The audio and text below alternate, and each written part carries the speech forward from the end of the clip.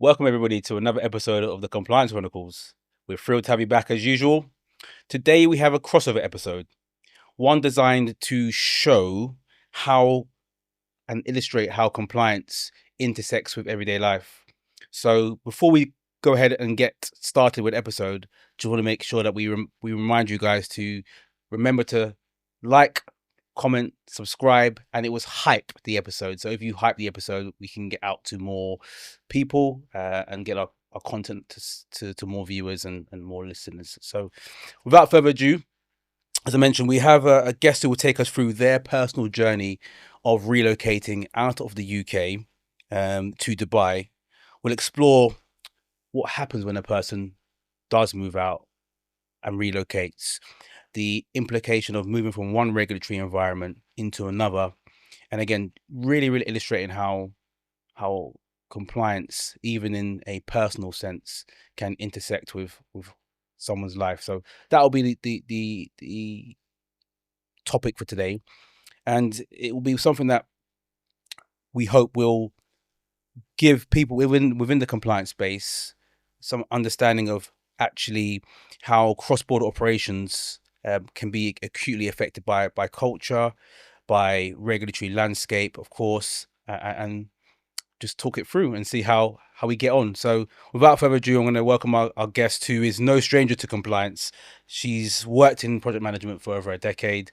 I won't steal her thunder. I'll let her do another intro for herself. But without further ado, welcome to Christina Ama. Hi, everybody. Thank you for having me today. So yes, I do come from a project management background. So I've worked in project management for now, it's about 15 years.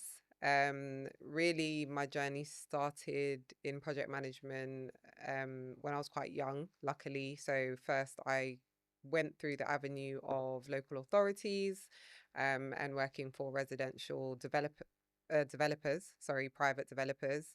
And then, my career's really just taken off into then going into commercial. So I've worked within NHS, I've worked for GLA.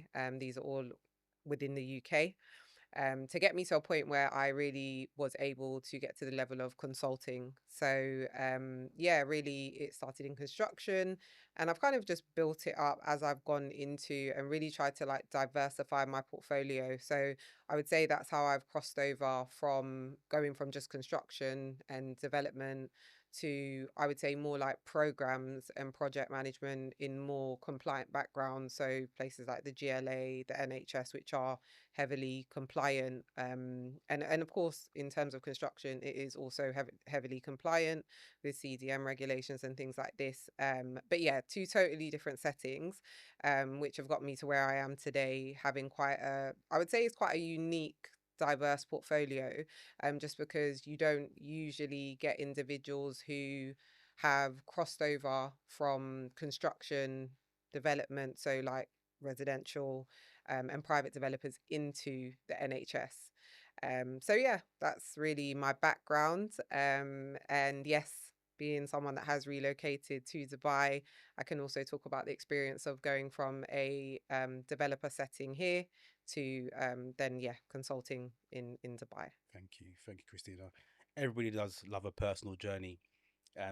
What we particularly want to get today is what your journey, what your transition teaches could teach others about governance, about risk, and about compliance in real life. So I guess the first question is, what triggered that move? You've obviously gone to Dubai now. What was the trigger for you deciding to head over and make that transition? I think for me, when I first decided to move to Dubai, I'll be very honest. It was getting to a point in the UK where I just felt that as I was excelling and really as I was making more money, of course, the tax implications, the UK, um, were hitting me harder, I would say. So when you're working, obviously you're working really hard and you're making a substantial amount of money, you want to be able to obviously take home quite a good salary. And I think the higher, the higher and the more I excelled in my career, the more I was being taxed, which really was, I guess, the step towards looking at wanting to relocate, which wasn't necessarily Dubai at first, but because I do have a son, when relocating, I also had to look at the dynamics of how it would affect him. So naturally, I looked at a place that we could go, and I would say relocating would be easier, just because of, you know, different things. So like with languages, it needs to be somewhere that the predominant language is English. The curriculum, so looking at the curriculum and what they have there. Do they have British schools? So yeah, I would say like most of the things that I looked at, that I felt was suitable for my son, and that's how I ended up relocating specifically to Dubai. But yeah, what definitely triggered it was the tax implications in the UK. I'm going to be very honest. And also, I would say at the time when I decided to actually leave the UK, safety was also a big thing for me. Okay. So, I mean, no doubt crime has, got a lot worse I live in London. So for me in London, it was getting bad. And I think just over time, it just got to that point where I just wanted different scenery, and I just wanted to be in a safer setting. So yeah. It's really relevant because so most of our Welcome, Alex, to the episode. yeah 20 minutes into it, yeah, most of our listeners are from the gambling industry, and the gambling industry has just been hit by a big tax hike. So it's really relevant because I think similar to what you done when you're looking at, well, I earn X amount of money and I want a way to keep my money. Mhm. A lot of businesses are going through that same mindset at the moment where they're about to get hit by a tax hike, and they're all looking at different ways that they can. I'm not saying they're looking at tax avoidance. Nobody wants to do that, but looking at Yeah. ways that they can keep more money in their business pockets. So, when you made the move, what was the bigger shock? Was it more the legal side of things or the cultural side of things? It's a bit of 50-50, I think, because culture, not so much. You have to remember that in Dubai, I want to say about 80% expats, if not more, probably, now. But so in terms of there being a culture shock, not as much, because you are still surrounded by a lot of British people who relocate there, Americans that relocate there, and then you've got a lot of Europeans that also relocate there. So in terms of culture shock, not as much. I think that I would say the mindset behind what people normally think Dubai is, or, kind of like, oh, you're not allowed to do this, you're not allowed to do that. So let's just say, for example, even down to, obviously, there's a lot of Muslims that are based in Dubai, and a lot of people think you can't eat pork there. That's not true. So they have supermarkets where they have non-Muslim areas where you can buy pork. So little things like that. People still ask, are you allowed to buy alcohol? And I think they still have the mindset of Dubai, of what Dubai used to be, whereas Dubai now is, of course, over time, they've I think they've really catered to expats, to be Yeah. fair to them. So I think that it's fair to say that if you go there, I don't think you'd really have a culture Yeah. shock. It probably would more be in line with, yeah, just the laws, and I think the way they implement laws, and how rapidly they implement laws, I Mm. would say more so than culture, because I never really felt a culture shift as such, as opposed to just it being a different city. It's no different than us traveling to another country and experiencing a culture, but I wouldn't say it was a shock. Yeah. So yeah, I mean, from yeah, that's really my opinion on it. Yeah. Yeah. We'll touch on the regulatory side and I guess the how swiftly or how quickly Hmm. regulation changes. But in terms of, you mentioned kind of misconceptions, were there any assumptions that you had then going out there that I guess maybe are there or not? The assumptions I had, a little bit. So I think I heard a lot about, in terms of, working there, in terms of like you work really long hours, the work culture is very different. And I think that is something that is very relevant, and it is very true. The working culture is very different, even though you may be in an office full of expats, because the way they work is very different to how we work. Where I think in the UK, I'd like to say that we do have a respect for work-life balance, I would say. It's not every company, but most companies. And I think for us, just maybe working an extra hour to us is like, oh, I had to stay an extra hour at work. And we kind of think that's, it's like the end of the world. But like there, it's pretty norm to work at 8 to 6 or at 8 to 7 and over like a 6-day period. Whereas for us here, they're very, very accommodating, I would say, and flexible. Now that I've been in that environment, and flexible to, I would say, our lifestyle and our requirements, even little things around childcare, for example. You can go to work and, it's like it's accommodated that there's aftercare until 5:45 because it seems everything works in sync to, I would say, accommodate us as best as possible. Whereas when you're in the UAE, there is lack of consideration, if I'm being honest. That's my opinion on it. And I just feel that you can work long hours, and it's just really about getting the job done. And, I think it's not really about how many hours you're working. If you have to work X amount of hours, then that's more their focus than, I would say, this person's worked 40 hours, they need a bit of a break. But there must be some labour laws that restrict them from, like you say, just someone doing 50, 60 hours in a week with no breaks, etc. Well, I think the thing is, there is labour laws, but I think that you need to look at the small print around the labour laws. So labour laws change depending on, I guess, if you're a private company, if you're a public company, if you're Emirati, if you're not an Emirati, because I think as well, a lot of people forget that Emirati laws are very different for them. And whereas we're speaking about a place where the majority are expats, the rules are very different for us. And I don't think more strict or the other way around.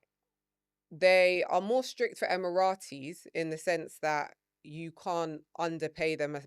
There's a fixed amount that they have to be paid, for example. I'm not sure in terms of the hours, but I know like with pays, there's regulations more around their pay than what it would be for an expat pay. And that's because naturally they're nationals. And to be very honest, I think everybody knows that the UAE look after their own. Not to say they don't look after anybody else, but they are very accommodating to their own, and they've got a different law system in place, I would say, for Emiratis. So yeah, that's really what it is up to now. And I think that people are allowed to work more hours. There's not a fixed consideration on like breaks or, like, for example, if I just give an example, it's like with construction workers in Dubai. You could see them working all day. They have like one big bus that kind of takes them all home and brings them all in.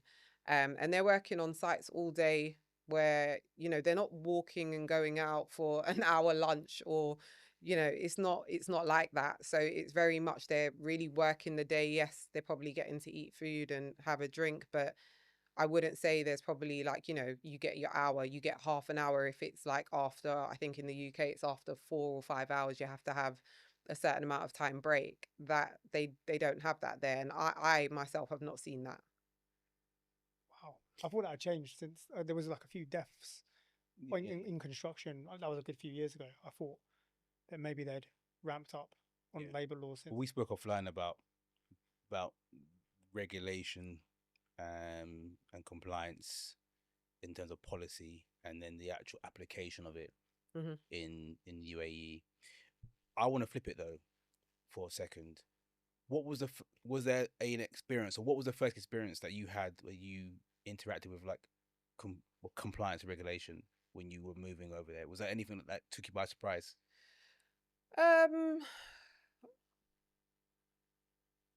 When I was first moving, so I would say the first interaction I had with compliance, if I'm thinking about it now, would probably around when you're opening. So when I relocated to Dubai, I went as an investor. So I opened my own visa. I sponsored my son, and I did that so that I would be able to consult.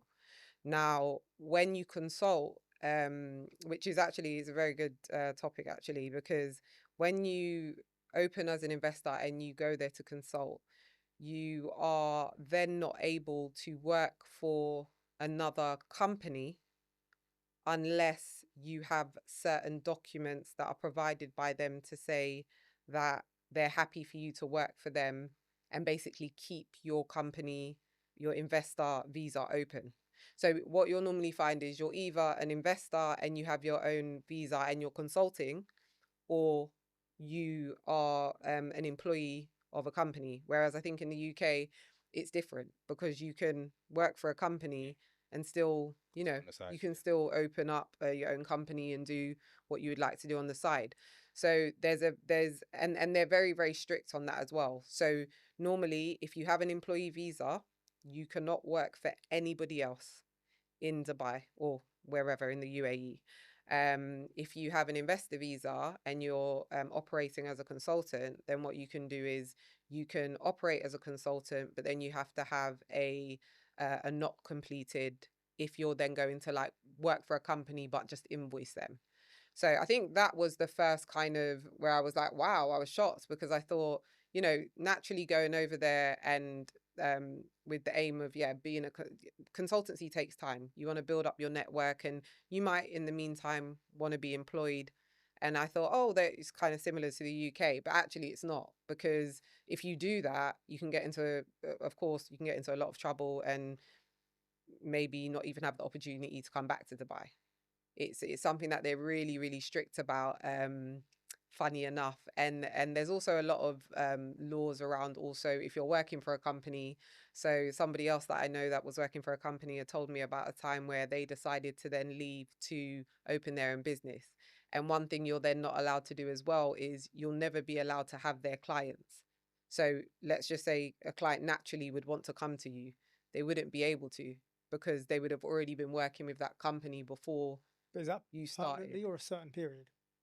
I'm not sure about the period, but I just know it's kind of almost seen as non-compete. It's usually non-compete, right? So if you exit a company, a non-compete will you can't essentially take the clients, but that Normally usually for a year for a year or so. yeah. So that's very much like in place there, and you know they're very strict with that. Yeah. Very strict. They apply that to So yeah, there's just little things that there's some things that you just wouldn't know, and you'd go there with the, you know, I've done it where I've just gone there and thought, oh, okay, well, it will be okay to do this, and then I find out, well, actually, no, because if you then go and work for somebody else, you lose your visa. And of course, if you've paid a lot of money for that visa, there's people coming in with different, some people have got a family of 4, whichever the case. And then it's also good to also note that if you lose your visa and you're on an employee visa, you are held to that visa. So if you lose your job, you've got a certain amount of time. I won't quote the exact amount of time. I think it was initially like 1 to 3 months, but I know they recently changed the law, where then you would have to, of course, leave Dubai. So it's also those things that you have to weigh up, especially with children. So the way you talk about it, it sounds like, I don't want to say a fear, but it's like, right, if I don't do this, I know I'm going to be in trouble. Do you feel like, is that something that you learnt there, that actually they are strict on the rules? Whereas in the UK, for example, lots of companies have non-compete, but most people know, well, even if I breach the non-compete, in most cases, companies will be flexible because they don't want to go through court claims and stuff like that. Do you get the impression in the UAE, actually, no, if you don't follow these rules, you are going to get in a lot of trouble? Yeah, I feel like, to be fair, with all the rules that they set and that are set by the government in the UAE, that they do need to be followed, and I think there is a fear, and that's across the whole of the UAE. I think that most people that I speak to that are there or they're even based here, most people, they know that the UAE is not really the place to go if you want to rebel against, you know, kind of the laws that are set, because I think they control their government to you know, and this is not in a negative way or in a positive. Everybody will have their own opinion on this, but I think that they do manage their government in a way where there's a lot of fear amongst people that go there, and it's not to say there's not positives to that, but it's just to say that, yeah, I think they are very strict and they're not scared to implement what they need to implement to protect to protect their own and the UAE. And I feel like, yeah, that's just the way they do things. Yeah, I mean the UAE were placed on the Financial Action Task Force grey list. What that is essentially is a list of countries who have strategic deficiencies in their overall controls for anti-money laundering, terrorist financing, governance. And so what that means is when you're on a grey list, it actually becomes harder as a country to interact with other countries and deal financially with other countries. So maybe that was between 2022 and 2024. So maybe as a consequence of being placed on the grey list, maybe the UAE themselves will actually, we have to start applying, I don't know, our laws and regulations a bit more strict. So when you had to like open a bank account or anything like that, what was the process of doing that? Was that quite a long process? Was it quite? Well, bank accounts are quite interesting because everybody I know has been through hell and back with the bank account. But for myself, it is a little bit difficult because what they do is, so I went and when you have an investor visa, what they do is they have, they have a way of opening a bank for investors. So if you just wanted to go and open a bank and say, look, I've got my investor visa, but I just want a normal debit card. I'm not asking you for any credit. I just want a day-to-day card. It's quite a big thing. And I think they go through loads of paperwork. I'm not sure if you've heard anybody say this about Dubai before, but it's funny because they're so advanced, but they're also so behind. And I'll explain a bit more about that later, but it's just some of the processes they have and the way that they do things. You think this is about 10 years old, literally. But yeah, sorry. So to open the bank account, what they actually asked me for was £3,000. So I had to input £3,000 of my own money into an account to basically put onto a credit card, which was prepaid. Did you have to evidence evidence where that came from, that £3,000, or was it just, did they care about where they came from then? Well, no, I didn't need to evidence where it came from. But what they basically wanted to do and what the process was is that you had to put money into your account to show them how you then utilize that money on a prepaid, what would be called a prepaid credit card, I guess here. They hold your money. So they hold your money, then they release 15,000 dirhams to me, which basically then meant that I was spending their money for 3 months for them to see how I utilized it as credit. I know this sounds very confusing, but you did ask the question. I told you. And then after 6 months, what they did is they monitored. They were making me pay off a credit card every month, but basically using my own cash to see how I utilized money to then be able to say, we think that she's okay to kind of to hold on to this debit card for the foreseeable. So they use almost like a 6-month period. They let you have a debit card. They give you a prepaid credit card with your money. They want you to use that more. So they almost force you to basically use credit to show them how you utilize money. And I think that's more of a long-term plan of theirs to. It's interesting. Yeah, it's very interesting. Really like that what would you say? Did you get?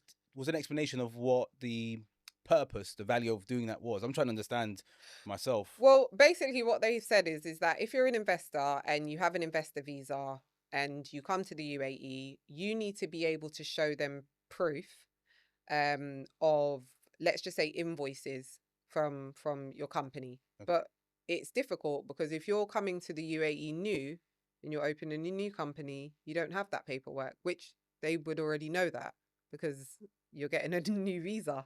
So I don't really understand the reasoning behind it, because it's not just me that's been through that. My cousin also opened an investor account, and actually it's funny because she banked with HSBC, which is a world bank. Yeah. I actually banked through a Dubai bank, but she banked through HSBC, and she went through the same thing. She went through a lot of issues with her banking. She had her banking locked. That's another thing with Dubai banking that you may or may not have heard of, but it's also like they have a lot of control with the banks, and it's like you could be overseas, and if something hasn't been, let's just say like they kind of like Specific- not freeze your assets, yeah. but you won't have access to your bank accounts. So it's yeah, it's a bit of a sore spot, I think, into my bank accounts, because there's a lot of, I guess, Yeah. there's a lot going on that I get don't it. know about. In terms of wanting to ensure that they're getting experienced investors, not people just saying they're investors for the sake of it and then actually not investing or not investing well. I understand it, but it just the way that it's been constructed doesn't really make sense.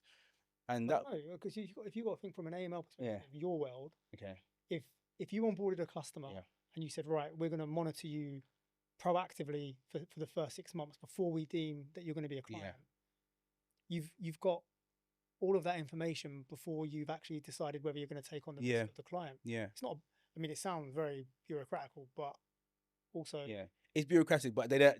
That's why I asked at the start: do they seek evidence of the source? So yes, you can manage, you can actually manage your investments well, but actually the origin of the funds is not legitimate. Ultimately, it doesn't really make a difference. I would imagine they would have checked that. But it was interesting. It was interesting. Obviously, your cousin's not here, but it'll be interesting to see the difference between like a HSBC, a World Bank, and your experience with a local bank, and seeing actually maybe the local bank has a better awareness of the cultural nuances than maybe a global bank, a World Bank like HSBC. I'll be honest with you, I was able to open my bank account in one day. Okay. And one, that's just because I had the funds.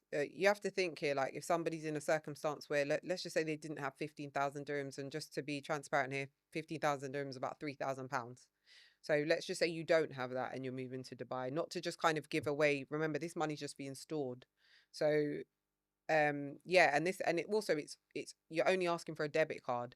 So it's not necessarily that you're asking to almost be a client as such, because that would be if you're asking for credit. You're not asking for credit, you're asking for a debit. My cousin actually never was issued with a card by HSBC for 2 months. They wouldn't issue the card until she had shown records of invoicing as an investor. So they wouldn't even offer her a bank account, HSBC. They basically told her that she needed to start her invoicing as the investor that she is. And when she actually starts and has work records, that's when she could actually get a card. HSBC were fined. I've been fined multiple times, but they were fined recently in the UAE for lapses or failings in terms of the AML. Oh wow! So maybe again they've gone, when we talk about compliance, maybe they've gone that way where they've maybe 5 years ago they were much more relaxed, and now because of those fines they've gone the opposite way and then completely locked things down and make things seems like much more difficult to just open up a simple bank account. Any questions? No, I just think how relevant it is to our world of compliance, because most gambling operators and most financial service companies, they don't operate in just one country. They look to move to different countries. And similar to what you've experienced, you don't always know what's going to end up being a long-winded process. Something that you think is going to be really, really simple ends up taking weeks or months. And that happens quite a lot when, especially in the gambling industry, where somebody's got, one license and they think, well, that's fine, we'll get another license in, I don't know, Malta, because it should be very similar. And then you find out when you start applying, well, no, we've got to provide 6 months worth of transactions or CVs for every member of staff. I mean, it's pretty much all regulated sector businesses, right? So we've worked on projects recently where financial services firms have been and MSBs have been providing for seeking licenses in multiple jurisdictions. They'll have one license going out in the UK, for example, a simultaneous one in Australia or Singapore, and that same process could take 3 times as long in one jurisdiction to another. It's the regulators are different. Thank you so much for continuing to watch the Compliance Chronicles.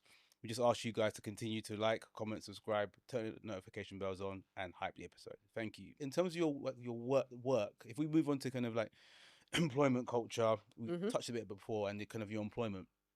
Take us through just, I guess, your experience of getting a job, the culture within the roles you've worked whilst you've been out there.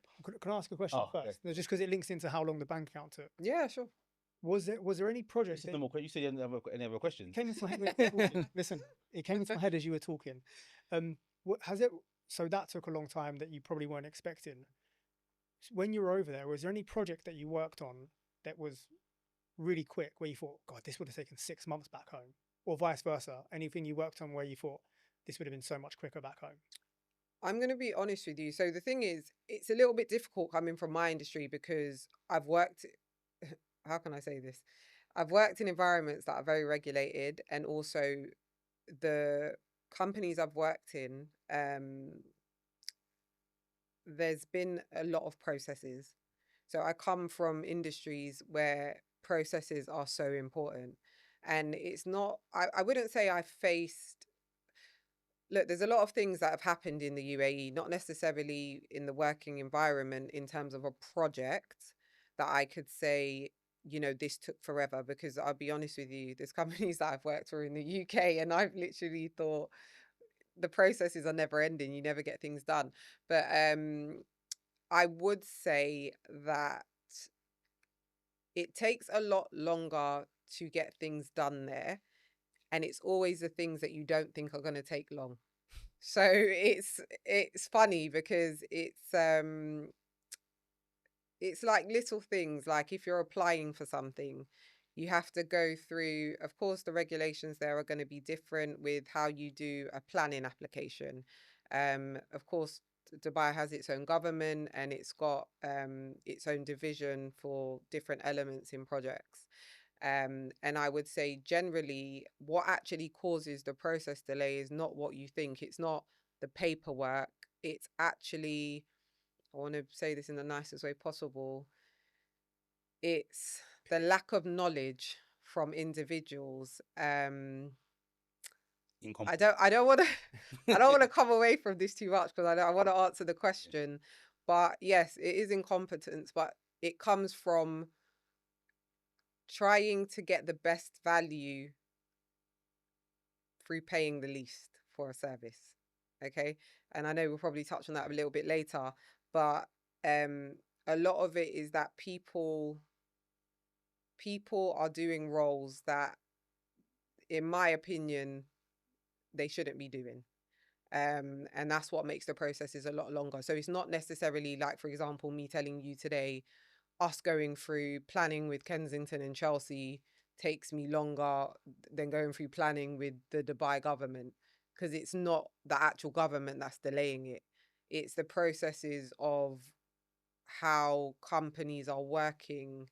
And like I said, Dubai works very backwards in a sense that you still can't call up your internet provider in Dubai and just cancel your internet. You can't just call them and say there's a technical fault. Can I speak to the technical team? There's a lot of processes in between that and that are set up where it's just very delayed. Do you know what I mean? Interesting. So it's hard to pinpoint it with projects, because I'll be honest with you, with projects, as a project lead as well, of course, we wear many hats and we manage a lot of people. And I will tell you, one of the biggest pain points is stakeholders. But I couldn't necessarily say there's been delays in projects because the Dubai government don't have this process in place, and that's what's taking so long. Because I just feel like that wouldn't be correct to say. It wouldn't be fair. So it's not so much the regulation or the processes, it's the I guess the weak link within the whole. Yeah, it's chain. like the contractors, or it's suppliers that don't necessarily know the processes behind what they're doing, but it's not the actual process of getting things done, if that makes sense. So yeah, that one's a bit of a difficult one. What is the culture like then? What is the culture like in terms of compliance, or the view of compliance in the roles? The people, I know we spoke about kind of the actual laws, right? Of laws and legislation, people apply, making sure they adhere to them really strictly. But in terms of actually just the working environment and certain rules and regulations, what's the sentiment around adhering to those? Okay, this one's a bit technical because, of course, you guys are a specialist, not me. But I am a specialist in my field. Yeah. But I would say, if we just talk about it generally for a moment, how I feel about compliance in the UAE is this, in short. They want to get things done. They normally will do it at all costs. People can take that however they wish to take that. But what I would say is that, do they have a working culture that is trying to be compliant? Yes. Look, as expats, we go there. A lot of expats are from the UK. A lot of the working environment is people from the UK, is Americans, which, with respect, they do come from compliant backgrounds. UK does have compliance regulations, so does the US. So yes, you are among people who are very familiar with compliance, but just because you yourself are familiar with compliance does not mean that you can implement it the way you wish to, because of the country you're situated in. So it's very different. Yeah. And I think, I know we spoke about this off the record, but like I said earlier, I think as well there's a certain element of, when it comes down to ethics, when it comes down to, like, what the right thing is to actually do. And I think in that sense, it is broken, I would say, from my perspective, from what I've seen. Like I said, I can't speak for anybody else, but I just feel that it's more of bending compliance, if that makes sense, to suit the circumstance and the situation and to achieve the main objective.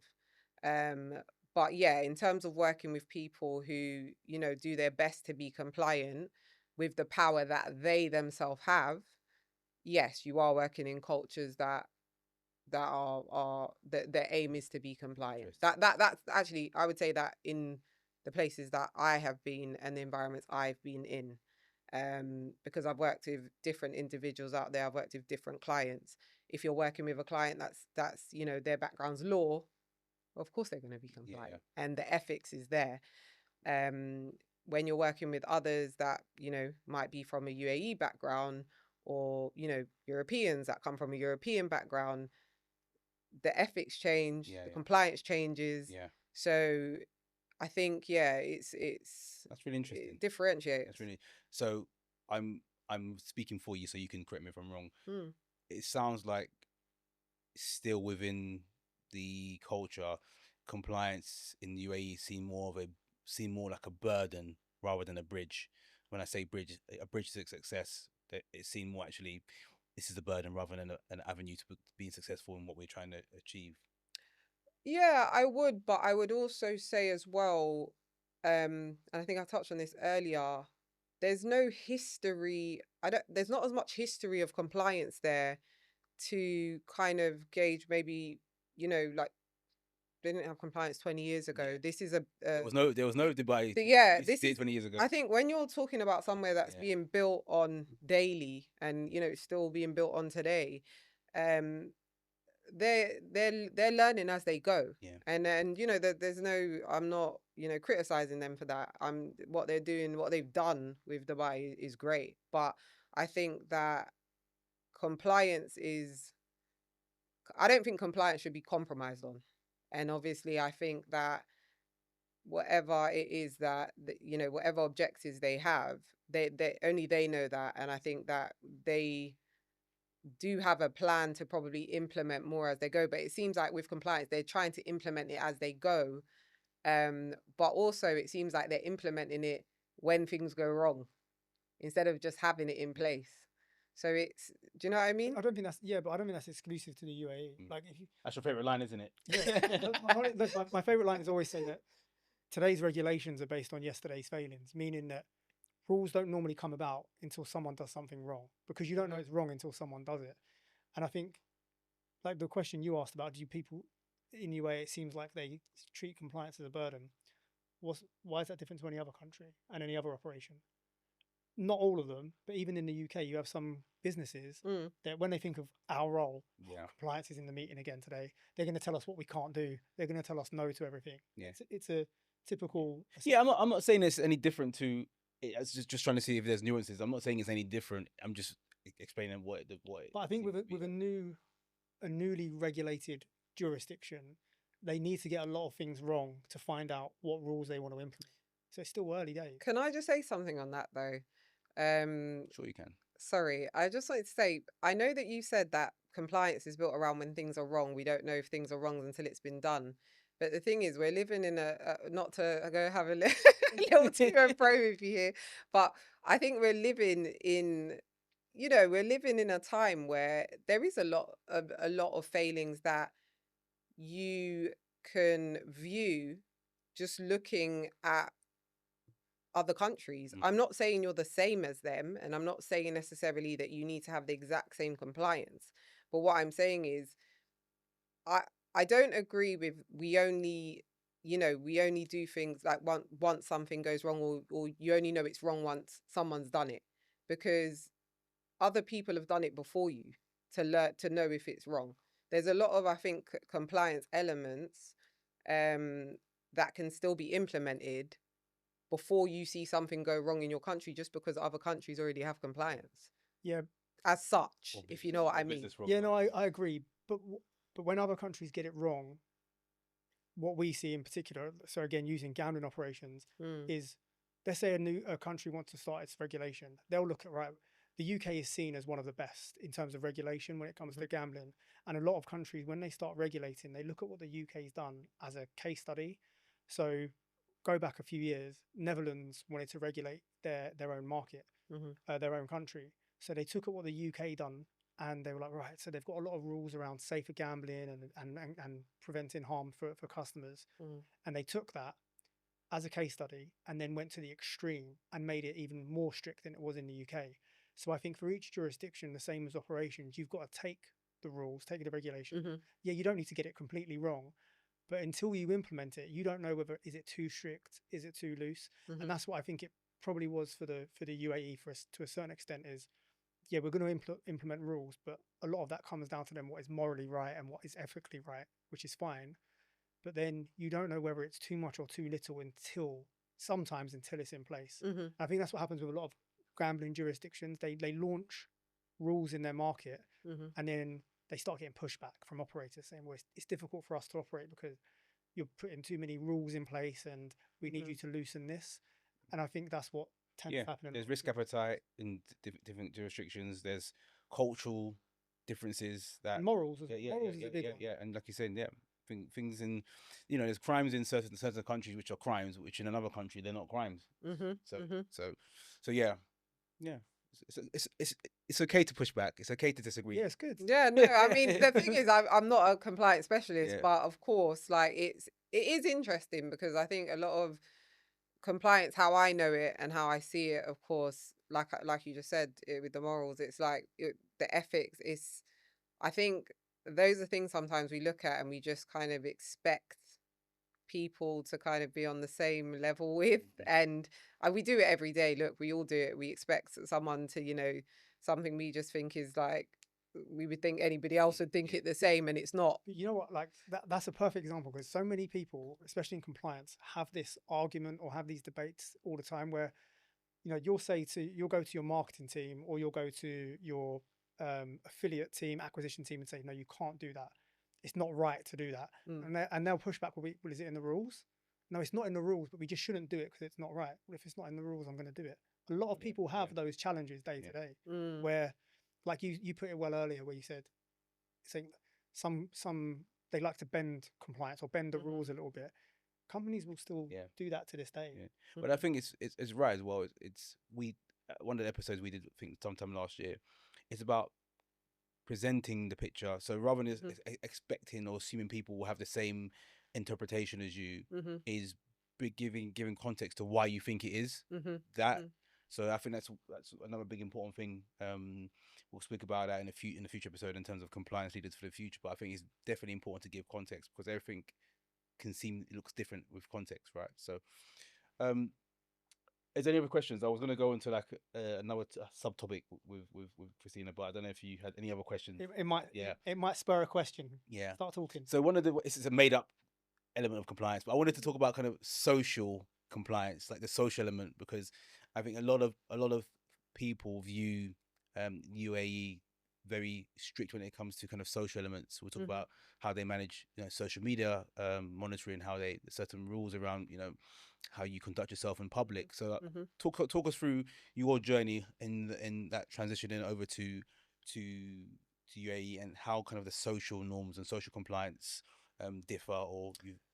change? So I personally think with the social, like, I think UAE one, I didn't have really much issue with how they did anything socially. I'll be honest. I think, like I said, I think the mindset of old Dubai, I'd like to call it, when people were first going there and you weren't allowed to dress a certain way, or or whichever, you couldn't drink, or people just felt like you couldn't go out and drink. It's not like that at all. And I guess, yeah, that side, it didn't surprise me as much because naturally I've holidayed in Dubai a lot before I moved there. So I wouldn't say anything to do with like social compliance kind of, I was there kind of like, oh wow, this was so unexpected. I think people do wear what they want to wear. I've never ever heard of or myself had an issue with dressing in Dubai. Me personally, I've never had that. I have friends that live there, and they've never had that from, I could say, for like the past few years anyway. Let's just put it from that timeline. Um, Drinking out is acceptable. Of course, you're not allowed to drink alcohol out in public, as in walking down the road. But then again, I'll be honest, I've never seen a drunk person walking down the road in Dubai. So I think I think people, they know, what they should be doing in that sense. And it's funny because when you put yourself into it, now it's only now when I'm saying it to you, I'm realizing, oh yeah, I've never seen a drunk Yeah. person walking down the road. But You you haven't know, been there when Ray's there. yeah, you never see anybody drinking outside. This is expats included. Yes, people go to clubs. Yes, people drink alcohol. Yes, we have corner shops that have alcohol. You're more than welcome to buy alcohol when you come to Dubai. Do they monitor it? Yes. You have a license. I'm not even sure if everybody that has a license knows this, but on your Dubai license to get alcohol, they can only sell you a certain amount of units per week. Which, to be fair, is I mean, quite it's nice. quite positive. Really- Yes, it's really really good. good. Yeah, It's really good because they're looking after your Yeah. health as well. And also, yeah, just monitoring. What else would I say?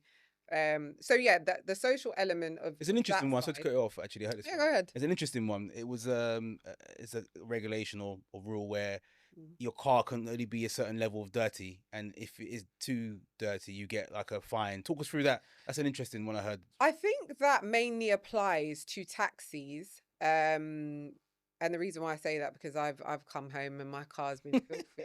Because naturally the dust. Yeah, yeah, So yeah. when everybody parks their car in Dubai and they go on holiday, of course your car's dirty. You need to go and wash it. But they do have laws around your balconies as well. So like with your balconies, you're not allowed to like have lots of items out on your balcony to kind of mess up the aesthetic of the actual building. Yeah. Which is something that everybody, most people, Well, kind that's a of rule or just no, most people comply with it. It's actually a rule because I was told that, and I think they make it very known when you move in. So depending on who your developer is and who the concierge that manage you, they let you know that you're not allowed to do this, you're not allowed to do that, and I think that's a pretty so standard. no hanging your underwear to dry. Yeah, I think the more clutter you have in your balcony, the more it will flag. But when you actually stand on a balcony and look across all the balconies next time you're in Dubai, if you actually do it, you probably think, oh yeah, you'd see one or two Yeah. things, but you probably wouldn't Never see know. clutter. But yeah, and then it's the same with the cars. So I actually heard that from a taxi driver, because I said that to him. I'd actually heard that before, but I don't think that stands with just general residents. Okay. I think it's taxis, because obviously they are up and down at the airports. And we also have different levels of taxis, just similar to here with Uber, different types that you can get. So they're always really, really clean. You'll Yeah. never see a dirty taxi. I've never seen ever. Yeah. Ever. So yeah, so it's definitely the taxis. You definitely see a dirty car, but you won't see a dirty taxi. So yeah, so stuff like that. Yeah, I think, like I said, with the food and things like that, you're able to, you're more than welcome to kind of purchase what you wish. There's no issues there. I would say the only main issue that they have in Dubai regarding social would be down to, I would say, social media platforms. Now, I'm not a social media user myself, so I can't speak on like Instagram and Snapchat and TikTok and what surrounds them. But I know with WhatsApp, and I'm pretty sure most people know, you're unable to actually use your WhatsApp to call. Yeah. And I would say this probably just comes down to, again, I guess the regulations behind WhatsApp or the compliance behind it, and yeah, how it affects them. I'm not sure what's recorded on there, or but I'm pretty sure that that would be it would be something Yeah. to do with that. Yeah. So Are you allowed to use Snapchat and TikTok and stuff out there? Like, are they apps that are actually available for people to use? yeah, I think everybody uses them. I'm not sure. I don't have them myself, but I know people that have them, and I've never heard of complaints around that. The only thing I've heard about complaints around is with WhatsApp, and then again needing to use a VPN to then maybe utilize things like WhatsApp, and also even with VPN. So I know, and I know this because I've used VPNs whilst I've been in Dubai, and at times as well, it can be very hit and miss. There's times where VPN doesn't even work. And sometimes I've thought to myself, is this because there's, I'm not sure if any of you have heard of this at the moment within UAE, but oh, I forgot what I was saying now, but the VPN, in terms of freelance visas within the UAE, sorry, I don't know exactly what's happening with them, but I know that they're trying to get rid of them. And I would assume that the VPN Is helping. Yeah, yeah, is somehow yeah. not Deterrent. helping. Yeah, yeah, yeah. So there seems to be a correlation there with those two. But yeah, so I think that's the main thing I've come across. As a do you rent when you're Yeah. talk would you be able to talk us through your experience of Yeah, renting? sure. Yeah. Okay. So Are you planning on moving out there? No, because You're trying to speak. there's talk. as a renter, I'm sure there's things you got to comply with. You got to send certain this is actually documents a very good over. one. Compliance, the AML standards. You got to probably show your affordability and stuff like this. This is actually Just asking. no. Don't This get defensive. this is a very good one because they actually just had a new regulation in with the renting. So when I initially moved there, I paid Is for that the Ajari? No. That's like a type of tenancy. So when you do go there and you're wanting to rent, they actually make it very easy for you to rent. I would probably say, look, renting there is as quick as getting an Airbnb. I'm going to be honest. Wow. And it is one of the elements it's a very fast process. But there's also a very old process to it. So how it worked for me is when I went out there, I paid for a year up front. Okay. Now it's very common in Dubai, or it was very common up until earlier this year, that you would pay by like 1 or 2 checks. You can pay by 3 checks, 4 checks, and so on, but a lot of the time, they want you to use as minimal amount of checks as possible. So again, we're using checks, which when's the last time we used a check in the UK? No, I haven't anytime soon. I don't even know where my checkbook is. They still give you checkbooks in Dubai, and it's something that nobody should lose because they ask for checks quite frequently for different things. So yeah, so I paid mine up front, but a new law came into place earlier this year because a lot of people were complaining that how are we supposed to be able to afford kind of doing it in 3 checks, paying you 3 months up front, 4 months up front, 6 months, and that's just it just wasn't working for a lot of the people that are living in Dubai, and plus because the rents are constantly going up in Dubai, apartments are very expensive. So earlier this year, I know they actually implemented that they're now going to be doing 12 checks. As a monthly, Which is monthly. And all you do when you want to rent is very straightforward. You could even do it from here, arriving there in 2 weeks, and they'll leave you the keys and you go straight in. So everything can be done from abroad. Okay. But you show them your visa. You have to have your Emirates ID, these are all things you get once your license is in place. And then that's it really. You go through an estate agent. You send over your deposit. You need to have a deposit, which is pretty standard like the UK. If you're furnishing, it's a bit more. They hold that as a security deposit and then they give it back to you at the end. But it's pretty much straightforward. I'd say the biggest thing with the renting is the change that came into effect earlier this year, which is obviously lovely for anybody moving there now, because you want to be able to pay monthly, just like kind of we do in the UK, isn't it? It just makes everything easier. Yeah. It's conscious of the time, so I know we like to make sure we take some lessons out of that. I don't know if again, Alex, you've got any questions you wanna. I'm saving my 2 final questions. Oh, really? I'll ask our guests. So I don't know if there's anything else for you. So really enjoyed this conversation. Actually, it's flown by. So, based on your experience of having gone there now and all that you've learned, what advice would you give in terms of due diligence to anybody either trying to relocate there, but also potentially firms looking to establish cross-border operations in the UAE? So I'll start Why don't you- with, I think I'll start with individuals just because that one's a bit easier. And I would say this, I think that people need to remember that their circumstance is unique to them. And I say this because I've watched loads of podcasts with different individuals on podcasts, kind of giving this feedback of how much money you need to live in Dubai. Come to Dubai, you'll get a job in 4 months. When, there's just different elements. And I think that it's just not realistic. And I don't think it's honest. I think that, to be fair, one thing I've learned about Dubai is that, one, you can get a job being based in the UK. Everything is done digitally. So even when you're there and you're doing interviews, you're doing them on Teams. remotely? You're not doing anything there that you can't do here. So for the people that are kind of getting up in a hurry because people are saying, it's better to be in Dubai to get a job, that's got nothing to do with it. All you need to do is focus on the same companies you would apply for being in Dubai. You do it from the UK, but you change your location on LinkedIn to Dubai. That's all the difference that you need to do. I think that's one of the main things, because I think what a lot of people are doing is people are creating this false, sense of, oh, if you're in Dubai, you'll get a job faster, when actually all you're going to do if you're in Dubai is spend more money, because you're going to need to look after yourself. You might have a better support system at home. I'm not too sure.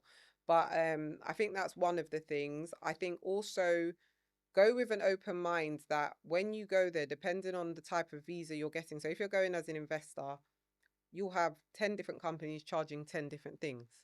Again, it's like there's no Standardization. There's no standard of someone could charge you 20,000 dirhams, someone could charge you 3,000 dirhams, and you'll probably sit there thinking, what am I? This person's trying to rob me. What am I getting? What's the difference? Yeah. And you're getting the exact same thing.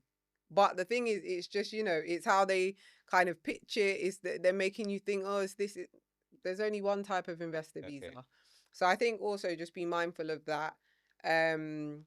Be mindful of how much money you need going over there. Like, look, I have to compare it to the UK just as a comparison. The UK is very expensive. It's become very expensive. But what I would say is, I know a lot of people, and like I admitted at the beginning in terms of tax relief, everybody's on a different salary. Assess your own salary. Look at what your tax deductions are, and then look at if you're going to end up losing that through the way of living in Dubai. There's ways to assess things, and I think that people need to do that a lot more than just kind of like, I'm leaving London today, I hate this, UK. I hate that. The UK, sorry, as a whole. But I think you just really need to look at everything as a whole. Contact these companies before you get to the UAE, and you can do everything digitally. So that would be my advice to individuals. As for companies, look, a lot of it sits with compliance and regulations, but I would just say do your homework. I think the same sentiment applies really to the same fundamentals apply to the person as it would apply to organization really. So I think just look, you do your homework, and I think set a good timeline. Don't rush, because rushing will put you in predicaments. That's a really good one, because often firms will look to rush into new markets, and it could actually end up to their detriment doing that. So actually that's a really good piece of advice. Yeah, but the rush is normal, because the quicker you're in, the quicker you get market share. So sometimes that risk of getting things wrong is worth it for the amount of market share you get. Obviously I'm compliant, so I'd rather we took our time for anything. And also you just have to be careful, because you also need to make sure the UK implications of what you're doing, opening a company elsewhere, and obviously the ins and outs of that. But I think those would be the main. Well, thank you so much, Christina. I'm done with you. No, I'm joking. That's my questions for that. He's got all the answers. Alex saving the best two for last. He knows where he wants to move to Dubai now. This is why I wanted you on to get. It's cheaper than me speaking to an estate agent. Exactly. Whenever we get guests on, we like to end with 2 questions, and you can answer from a personal level, from a work. Has Ray briefed you on this, on what these questions are? No, Really, no. they're really hard. So the first question is, tell us about something in the recent past that hasn't gone as well as you'd hoped. Something that you learned from.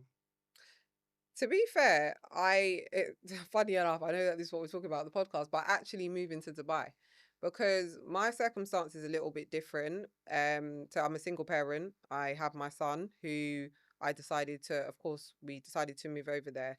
And I think it just came as a shock to me. Uh, a lot of the things that I had to do, firstly, to even move. So there's just different requirements, of course, when you're moving a child and you co-parent, or there's another parent involved. Like things like going to court, you have to get documents signed, and there's just a lot of processes that are a bit longer. So initially I lost quite a bit of money because I'd done my visa thinking, oh, it's all going to be okay, I can just kind of go. And then the authorities were like, we need to have this though on an official document. So it wasn't necessarily that we couldn't go, but I just didn't factor that in, and then so that wasted money. And then I think again there's just been different elements for me where I think in line with what I want to do out there, and kind of like I would say like more of the end game, it's just gonna take a bit more time than I thought.